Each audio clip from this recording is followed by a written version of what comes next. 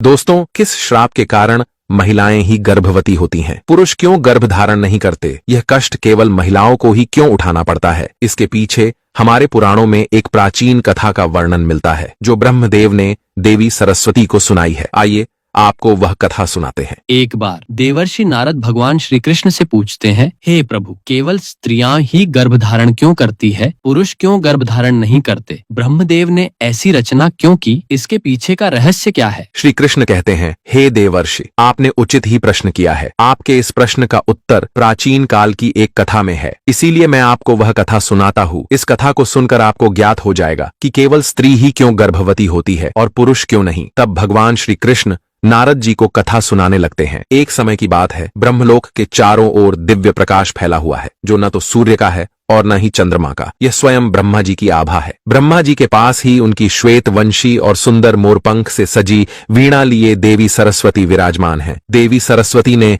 ब्रह्मा जी के चरणों में बैठकर अपनी मधुर वाणी में कहना प्रारंभ किया, हे स्वामी, इस सृष्टि की संरचना में आपने अनगिनत अद्भुत कृतियां रची है। आपने अपनी इच्छा शक्ति से अनेक ऋषियों, देवताओं, गंधर्वों और सुंदर अप्सराओं को प्रकट किया। स्त्रियों को आपने सौंदर्य, चंचलता और आकर्षण प्रदान किया है, किंतु मैं एक जिज्ञासा से व्याकुल हूँ। संसार में गर्भ धारण का अद्भुत कर्तव्य और पीड़ा केवल स्त्रियों को ही क्यों सहनी पड़ती है? ये विशेषाधिकार और यह कष्ट केवल स्त्रियों के लिए ही क्यों निर्धारित हुआ? ब्रह्मा जी, जो अपनी चारों दिशाओं में देख रहे थे, उनकी बात सुनकर हल्के से मुस्कुराए। उनके मुख पर एक गूढ़ रहस्य की आभा झलकने लगी। उन्होंने अपना आसन थोड़ा समायोजित करते हुए कहा, हे देवी, आपने आज एक अत्यंत महत्वपूर्ण प्रश्न किया है। इस प्रश्न का उत्तर केवल एक कथा के माध्यम से ही समझाया जा सकता है। यह कथा इतनी प्राचीन है कि इसका उल्लेख स्वयं सृष्टि के आरंभ में हुआ था। इसे सुनने से न केवल आपकी जिज्ञासा शांत होगी, बल्कि इसे सुनने वाली स्त्री को गुणवान और रूपवान संतान का आशीर्वाद भी मिलेगा। जो भी स्त्री इस कथा को ध्यानपूर्वक सुनती है, उसे निश्चित ही गुणवान पुत्र रत्न की प्राप्त होगी। देवी सरस्वती ने ब्रह्मा जी के मुखमंडल पर दृष्टि डाली और बड़े आदर से कहा, हे प्रभु, मैं इस कथा को सुनने के लिए अत्यंत उत्सुक हूँ। कृपया मुझे यह कथा सुनाइए। ब्रह्मा जी ने अपना ध्यान कुछ क्षण के लिए ब्रह्मलोक के दिव्य प्रकाश में केंद्रित किया। उनकी वाणी गंभीर हो गई और उन्होंने कहना आरंभ किया, हे देवी, ध्यानपूर्वक सुनो। यह कथा उस समय की है जब सृष्टि का आरंभ हुआ था और देवताओं तथा दानवों के बीच एक बड़ा युद्ध छिड़ा था। उसी समय गर्भ धारण का यह रहस्य प्रकट हुआ। हे देवी, इसके पीछे महर्षि पुलत्स्य और देवी हविर्भुवा की कथा है। महर्षि पुलत्स्य का जन्म मेरे कान से हुआ था। वे मेरे मानस पुत्रों में से एक हैं और अत्यंत तपस्वी, ज्ञानवान और धर्मपरायण हैं। जब मैंने उन्हें सृष्टि में प्रकट किया तो उन्हें अनेक प्रकार की विद्याएं प्रदान की। वे वेदों के ज्ञाता, शास्त्रों के पंडित और तपस्या के प्रतीक माने गए। उनके जन्म का उद्देश्य संसार में धर्म की स्थापना करना और मानव जाति को सत्य, तप और संयम का महत्व सिखाना था। मैंने उन्हें निर्देश दिया कि वे तपस्या और ध्यान के माध्यम से आत्मज्ञान प्राप्त करें और संसार में सच्चे कल्याण का मार्ग प्रशस्त करें। मेरी आज्ञा से सत्ययुग में महर्षि पुलत्स्य सुमेरु पर्वत की ओर तपस्या के लिए गए। वह स्थान दिव्य, पवित्र और प्राकृतिक सुंदरता से परिपूर्ण था। सुमेरु पर्वत के उच्च शिखर पर उन्होंने एक आश्रम का निर्माण किया जो बांस, घास और जंगल की लकड़ियों से बना था। वह स्थान चारों ओर से ऊंचे वृक्षों, जल के झरनों और शांत वातावरण से घिरा हुआ था। यह आश्रम तपस्वी पुलत्स्य का साधना स्थल बन गया। महर्षि पुलत्स्य ने वहां घोर तपस्या प्रारंभ कर दी। उनके तप से चारों ओर दिव्यता का प्रवाह होने लगा। उनके शरीर से निकलने वाली ऊर्जा इतनी प्रभावशाली थी कि वह देवताओं, गंधर्वों और अप्सराओं का ध्यान आकर्षित करने लगी। सुमेरु पर्वत, जो देवताओं और गंधर्वों का प्रिय स्थान था, वहां आए दिन अप्सराएं, गंधर्व और दानव विचरण करते रहते थे। जब उनकी दृष्टि महर्षि पुलत्स्य पर पड़ी तो वे सभी उनकी तपस्या को लेकर आश्चर्यचकित हो गए। उनकी दिव्यता और तप का प्रभाव इतना गहरा था कि सभी उन्हें अपने खेल और नृत्य के माध्यम से विचलित करने का प्रयास करने लगे। अप्सराएं, जो अपनी सुंदरता और चपलता के लिए प्रसिद्ध थीं, पुलत्स्य की तपस्या को भंग करने के लिए विभिन्न युक्तियां अपनाने लगीं। वे उनके आश्रम के निकट आकर अपने मधुर स्वर में गाने लगीं। कोई वीणा बजाती तो कोई कंचन घंटियों की मधुर ध्वनि से वातावरण को गूंजायमान कर देती। वे कभी फूलों की माला लेकर पुलत्स्य के पास जाती तो कभी अपनी सुंदरता का प्रदर्शन कर उनके तप को भंग करने का प्रयास करती। लेकिन महर्षि पुलत्स्य अपनी साधना में लीन थे, वे उनकी ओर कोई ध्यान नहीं देते थे। यह देखकर अप्सराएं और गंधर्व अधिक उन्मुक्त होकर उनके तप में विघ्न डालने का प्रयास करने लगे। अनेक प्रकार के दानव भी अपनी चेष्टाओं से उनके धैर्य की परीक्षा लेने लगे। वे दानव आकर अपनी कर्ण कर्कश ध्वनि से महर्षि की तपस्या में विघ्न निर्माण करते और चले जाते, लेकिन महर्षि का ध्यान कभी विचलित नहीं हुआ। एक दिन जब अप्सराओं ने हद से अधिक अशांति उत्पन्न कर दी और गंधर्वों ने उनके आश्रम के पास अपने क्रीड़ा स्थल बना लिए, तो महर्षि पुलत्स्य की साधना भंग हो गई। वे अपने तप से उठे और उनकी आंखों में क्रोध का तेज स्पष्ट झलकने लगा। उनकी वाणी गंभीर और आकाश के समान गूंजती हुई थी। उन्होंने उन सभी को चेतावनी देते हुए कहा, हे अप्सराओं, हे गंधर्वों और यहाँ विचरण करने वाले समस्त प्राणियों, क्या तुमने मेरी साधना का अर्थ नहीं समझा? क्या तुम्हारे लिए धर्म, तप और संयम का कोई महत्व नहीं है? मैं यहाँ संसार के कल्याण के लिए तपस्या कर रहा हूँ और तुम मेरे तप को बार बार भंग कर रहे हो। अप्सराएं और गंधर्व उनके क्रोध से भयभीत हो गए, लेकिन कुछ ने इसे गंभीरता से नहीं लिया। यह देखकर पुलत्स्य ने क्रोधित होकर कहा, हे अप्सराओं, गंधर्वों, दानवों तथा मानवों, आज मैं तुम सबको चेतावनी देता हूँ। जो भी प्राणी अब मेरी तपस्या में विघ्न डालेगा वह गर्भ धारण करेगा, चाहे वह पुरुष हो, स्त्री हो, गंधर्व हो या दानव हो। जो भी मेरी तपस्या में विघ्न उत्पन्न करेगा, गर्भ का कष्ट उसे सहन करना पड़ेगा। यह मेरा शाप है और यह शाप अटल है। ब्रह्मदेव कहते हैं, हे देवी, महर्षि पुलत्स्य के वचन ब्रह्मांड में गूंजने लगे। अप्सराएं और गंधर्व भय से कांपने लगे और वहां से भाग गए। उनके इस शाप का प्रभाव इतना गहरा था कि सुमेरु पर्वत पर फिर कोई भी प्राणी उनकी तपस्या में विघ्न डालने की हिम्मत नहीं कर सका। पुलत्स्य ने अपने ध्यान में लौटकर घोर तपस्या जारी रखी। उनके तप के प्रभाव से वहां का वातावरण और भी पवित्र और दिव्य हो गया। सुमेरु पर्वत के उस शांत और दिव्य स्थान पर जहां महर्षि पुलत्स्य अपनी घोर तपस्या में लीन थे, प्रकृति का सौंदर्य अपनी चरम पर था। वहां की घाटियां हरी भरी थीं और झरने निर्मल जल की धारा के साथ संगीत प्रस्तुत कर रहे थे। पक्षियों की मधुर चहचहाहट वातावरण को और भी पवित्र बना रही थी। लेकिन यह स्थान अब साधारण प्राणियों के लिए भय का कारण बन चुका था, क्योंकि पुलत्स्य के क्रोध और शाप के कारण कोई भी वहां जाने का साहस नहीं करता था। इसी समय पर्वत की कंदराओं में स्थित एक छोटे से आश्रम में महर्षि तृणबिंदु अपनी पत्नी और पुत्री हविर्भुवा के साथ निवास कर रहे थे। हविर्भुवा एक अत्यंत सुंदर और चंचल युवती थी। उसका सौंदर्य ऐसा था कि उसे देखकर देवताओं की अप्सराएं भी ईर्ष्या करतीं। उसकी कोमलता और उसकी मुस्कान सभी को आकर्षित करती थी। वह स्वभाव से जिज्ञासु और सरल थी, लेकिन साथ ही उसकी बाल सुलभ चंचलता उसे पर्वत की कंदराओं और वन वन में घूमने को प्रेरित करती थी। एक दिन हविर्भुवा अपनी सहेलियों के साथ पर्वत की कंदराओं में खेल रही थी। खेल खेल में उसकी सहेलियां उससे बिछड़ गईं। उन्हें खोजने के लिए हविर्भुवा चंचल मन से पर्वत की ऊंचाई पर चढ़ने लगी। वह सहेलियों को पुकारते हुए सुमेरु पर्वत के उस भाग में पहुंच गई जहां महर्षि पुलत्स्य का आश्रम था। यह स्थान अत्यंत शांत था।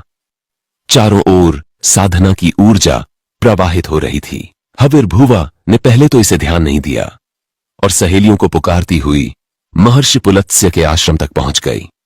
लेकिन जैसे ही उसने आश्रम के अंदर कदम रखा, महर्षि पुलत्स्य ने ध्यान से अपनी आंखें खोलीं। उनकी दृष्टि जैसे ही हविर्भुवा पर पड़ी, उनके शाप का प्रभाव तुरंत ही प्रकट हो गया। हविर्भुवा, जो अब तक अपने सहेलियों को खोजने में व्यस्त थी, अचानक अपने शरीर में एक अजीब बदलाव महसूस करने लगी। महर्षि पुलत्स्य की तपस्या और उनके शाप की शक्ति इतनी प्रबल थी कि उनके सामने खड़ी होने मात्र से हविर्भुवा के शरीर पर इसका प्रभाव पड़ गया।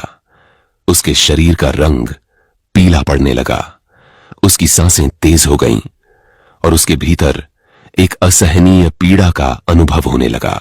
हविर्भुआ ने अपने शरीर में इस विचित्र परिवर्तन को महसूस करते ही अपने पेट पर हाथ रखा। उसकी कोमल काया अब गर्भवती प्रतीत होने लगी थी। यह उसके लिए अत्यंत अचंभे और भय का कारण बन गया। उसने व्याकुल होकर महर्षि पुलत्स्य की ओर देखा, लेकिन महर्षि अपनी तपस्या में पुनः लीन हो गए थे। तभी हविर्भुआ की सहेलियां, जो उसे ढूंढते हुए उस स्थान पर आ पहुंची थीं, उसे देखकर स्तब्ध रह गईं। हविर्भुआ ने घबराई हुई आवाज में अपनी सहेलियों से कहा, हे सखियों, मुझे नहीं पता यह क्या हो रहा है। मैं यहाँ केवल तुम्हें खोजने आई थी, लेकिन जैसे ही मैंने इस तपस्वी को देखा, मेरे शरीर में यह बदलाव होने लगा। मुझे अपने शरीर में अजीब सा महसूस हो रहा है। मेरे पेट में जैसे कुछ हलचल हो रही है। यह क्या है, मैं समझ नहीं पा रही हूँ। सखियां भी भयभीत होकर हविर्भुआ को सहारा देने लगीं। एक सखी ने कहा, हे हविर्भुआ, यह स्थान बहुत डरावना लगता है। हमें यहाँ से तुरंत चलना चाहिए।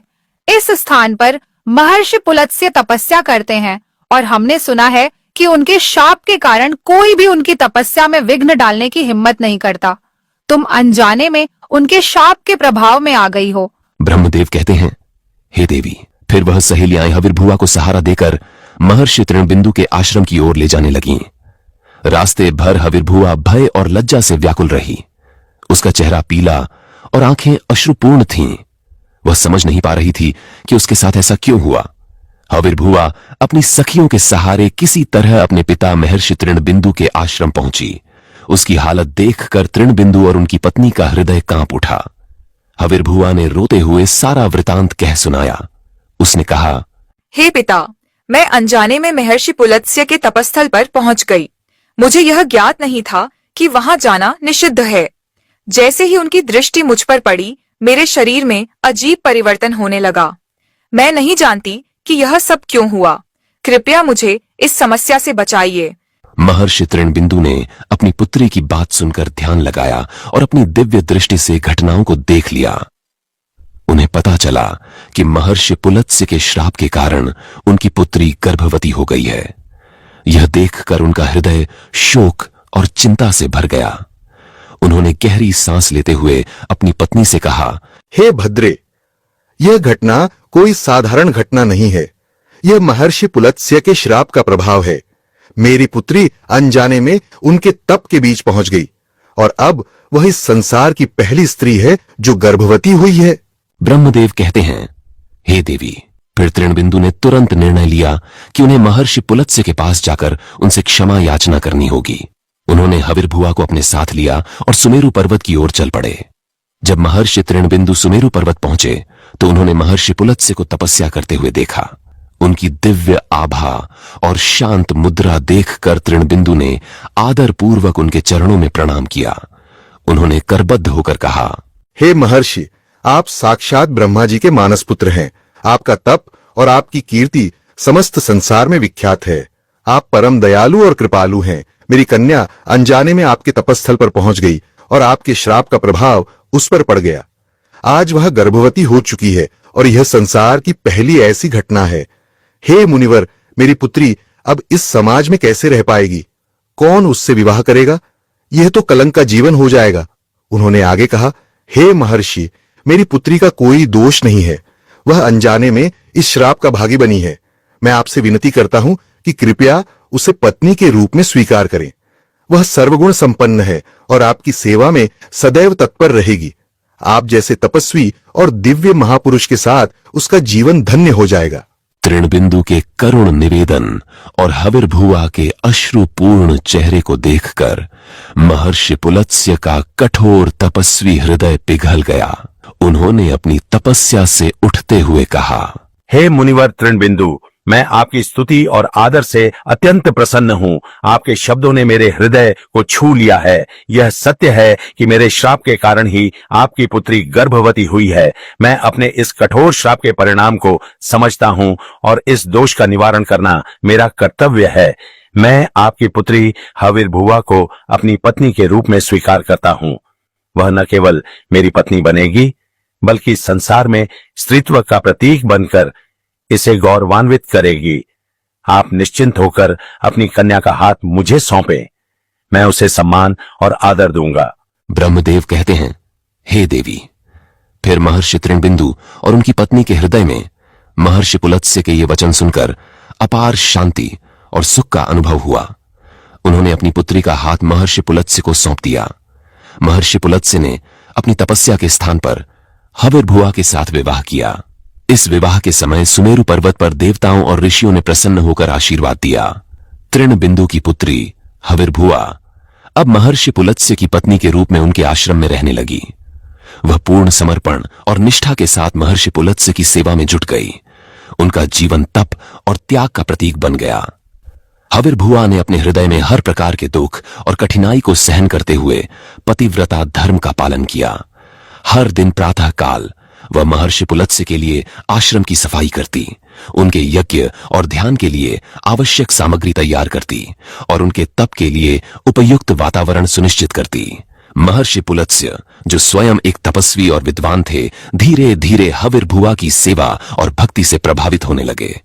वे यह समझ गए थे कि उनकी पत्नी न केवल सर्वगुण संपन्न है, बल्कि वह महान त्याग और सहनशीलता का प्रतीक भी है। एक दिन जब हविर्भुआ ने दिन भर की सेवा के बाद महर्षि पुलत्स्य के चरणों में बैठकर उनकी थकान दूर करने का प्रयास किया, तो महर्षि पुलत्स्य ने प्रसन्न होकर कहा, हे देवी, मैं तुम्हारी निस्वार्थ सेवा, भक्ति और पतिव्रता धर्म से अत्यंत प्रसन्न हूँ। तुम्हारे समर्पण ने मेरे हृदय को छू लिया है। तुमने अपने कर्तव्य का पालन इतने पवित्र हृदय से किया है कि मैं तुम्हें वरदान देने के लिए बाध्य हूँ। हविर्भुआ ने सिर झुकाकर कहा, हे प्रभु, आपका वरदान ही मेरे जीवन का सबसे बड़ा धन है। आप जो भी मुझे देंगे वह मेरे लिए अमूल्य होगा। महर्षि पुलत्स्य ने गंभीर और स्नेहपूर्ण स्वर में कहा, हे देवी, मैं तुम्हें मेरे ही समान तेजस्वी और गुणवान पुत्र का वरदान देता हूँ। जिस समय तुम पहली बार मेरे तपस्थल पर आई थी, उस समय मैं वेदों का पाठ कर रहा था। तुम्हारे कानों ने उस दिव्य ज्ञान को ग्रहण किया है, इसलिए तुम्हारा पुत्र चारों वेदों में पारंगत होगा। वह वेदों का मर्म समझेगा और संसार में उनके ज्ञान का प्रचार करेगा। तुम्हारा पुत्र इतना तेजस्वी और विद्वान होगा कि उसका नाम सदैव के लिए अमर रहेगा। वह समस्त संसार में विश्रवा के नाम से प्रसिद्ध होगा। ब्रह्मदेव कहते हैं, हे देवी। फिर महर्षि पुलत्स्य के इन वचनों से हविर्भुआ के चेहरे पर गर्व और खुशी का तेज झलकने लगा। उन्होंने अपने पतिव्रता धर्म और सेवा को और अधिक निष्ठा से निभाना प्रारंभ किया। समय बीतता गया और कुछ समय बाद हविर्भुआ ने एक दिव्य पुत्र को जन्म दिया। उस बालक का तेज और आभा देखकर ऐसा प्रतीत होता था जैसे वह स्वयं किसी देवता का अवतार हो। महर्षि पुलत्स्य ने उस बालक का नामकरण किया और कहा, यह मेरा पुत्र है जो वेदों के ज्ञान को सजीव करेगा। इस बालक का नाम विश्रवा होगा। यह संसार में ज्ञान, तप और धर्म का प्रतीक बनेगा। ब्रह्मदेव कहते हैं, हे देवी। फिर विश्रवा का बाल्यकाल अपने पिता के आश्रम में शिक्षा और तप के बीच बीता। उन्होंने चारों वेदों का अध्ययन किया और उनमें पारंगत हो गए। महर्षि विश्रवा, जो अपने पिता महर्षि पुलत्स्य के समान ही विद्वान, धर्मनिष्ठ और सत्यवादी थे, अपनी विद्वत्ता और तपस्या के कारण पूरे संसार में विख्यात हो गए। उनके ज्ञान और धर्म का प्रचार प्रसार चारों दिशाओं में होने लगा। उनकी इस ख्याति और महानता को देखकर महर्षि भारद्वाज ने अपनी पुत्री इडविला का विवाह महर्षि विश्रवा के साथ कर दिया। महर्षि विश्रवा और इडविला का विवाह अत्यंत शुभ और पवित्र रीति से संपन्न हुआ। विवाह के बाद वह अपने पति की सेवा और उनके आश्रम की व्यवस्था में रत हो गईं। समय बीता और इडविला ने एक तेजस्वी पुत्र को जन्म दिया। इस बालक का नाम वैश्रवण रखा गया। वैश्रवण के जन्म के समय से ही उनके भीतर दिव्य गुणों की झलक दिखने लगी थी। वे अपने पिता की भांति धर्मपरायण, सत्यवादी और तपस्वी स्वभाव के थे। उनका एक और नाम कुबेर पड़ा और यही नाम कालांतर में अधिक प्रसिद्ध हुआ। ब्रह्मदेव कहते हैं, हे देवी। फिर कुबेर बड़े होने पर धर्म और तपस्या की ओर आकर्षित हुए। फिर कुबेर ने कठिन तपस्या आरंभ की।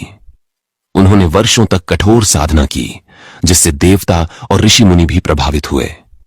उनकी तपस्या से प्रसन्न होकर स्वयं मैं ब्रह्मदेव उसके सामने प्रकट हुआ और मैंने उसे आशीर्वाद देते हुए कहा, हे वत्स, मैं तुम्हारी तपस्या से अत्यंत प्रसन्न हूं। तुमने अपने धर्म, तप और संयम से मुझे संतुष्ट कर दिया है। इसलिए मैं तुम्हें वरदान देता हूं कि तुम उत्तर दिशा के स्वामी और धन के अधिपति बनोगे। तुम्हारे पास अपार संपत्ति और ऐश्वर्य होगा। इसके साथ ही मैंने कुबेर को पुष्पक विमान प्रदान किया। यह विमान मन की गति से चलता था और अद्भुत रत्नों से सज्जित था। यह विमान देवताओं के लिए भी दुर्लभ था। मैंने कुबेर को आशीर्वाद दिया कि वे गंधमादन पर्वत पर स्थित धन के स्वामी बने और संपत्ति का चौथा भाग उनके अधिकार में रहे। कुबेर ने उस संपत्ति का 16वां भाग मनुष्यों के लिए उपलब्ध कराया। इस प्रकार कुबेर धन के स्वामी और देवताओं के कोषाध्यक्ष बन गए। वहीं दूसरी ओर महर्षि विश्रवा का दूसरा विवाह कैकसी नामक स्त्री से हुआ। कैकसी अद्भुत सौंदर्य और तेजस्वी स्वभाव की धनी थीं। वह अपनी भक्ति और सेवा के कारण महर्षि विश्रवा के हृदय में विशेष स्थान रखती थीं। इस दौरान भगवान शिव ने अपनी पत्नी माता पार्वती के लिए एक दिव्य महल का निर्माण कराया। इस महल को लंका नाम दिया गया। लंका की रचना इतनी अद्वितीय और भव्य थी कि यह तीनों लोकों में अद्वितीय मानी गई।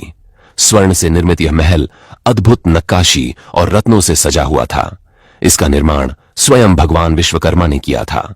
जब लंका के गृह प्रवेश का समय आया तो भगवान शिव ने देवताओं और ऋषि मुनियों को निमंत्रण दिया। महर्षि विश्रवा और उनकी पत्नी कैकसी को भी इस पवित्र अवसर पर बुलाया गया। लंका के गृह प्रवेश के भव्य अवसर पर महर्षि विश्रवा और उनकी पत्नी कैकसी ने दिव्य स्वर्ण लंका के सौंदर्य और वैभव को देखा। लंका की स्वर्ण दीवारें और अद्भुत रत्नों से जड़े महल जो स्वयं भगवान विश्वकर्मा द्वारा निर्मित थे, कैकसी को मोहित कर गए। लंका के इस अप्रतिम वैभव ने कैकसी के मन में लालसा जगा दी।